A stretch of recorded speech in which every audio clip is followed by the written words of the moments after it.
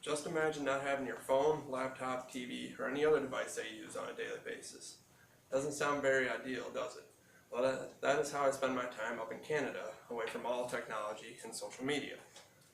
But before we had to leave the country to actually go and enjoy our time away from social media, we really had nothing. And times were different 10 to 30 years ago. And most of us didn't even have a smartphone up until about the last 5 years.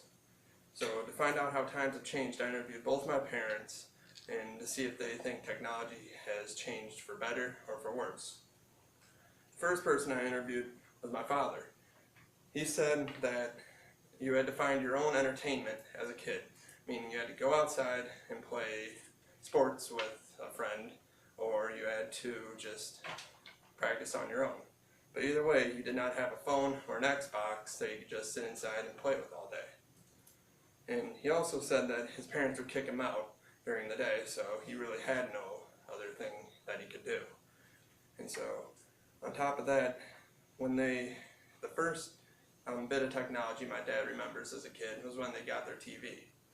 Sure, it only had 5 channels, and it was only in black and white, but it was huge for them. They could actually watch the sports games from home instead of actually having to go to the game or listen to it on the radio. This brings me to my next point with where I've interviewed my mom. And she said that in order to contact someone, you had to know exactly where they were at. So in other words, if she wanted to talk to her mother, and if she wanted to talk to a friend, she had to call them at their house. And if they weren't at their house, she had to know if they were at another friend's house or at the grocery store or wherever they were. She could not just text them on their phone like, "What's up?" She had to actually know what they were doing.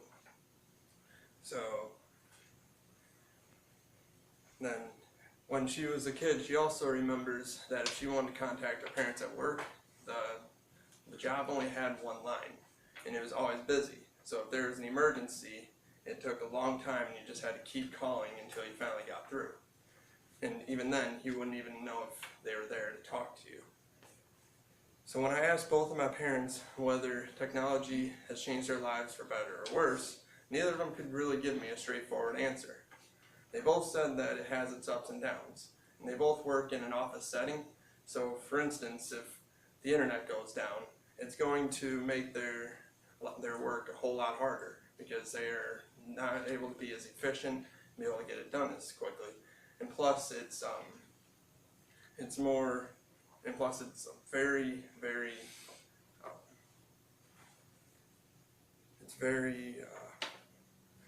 difficult for it to get it back up, and plus all the IT guys are running around trying to fix the problem, and it's just like it's the end of the world.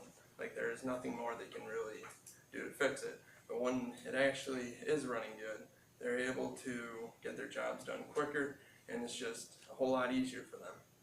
And they're able to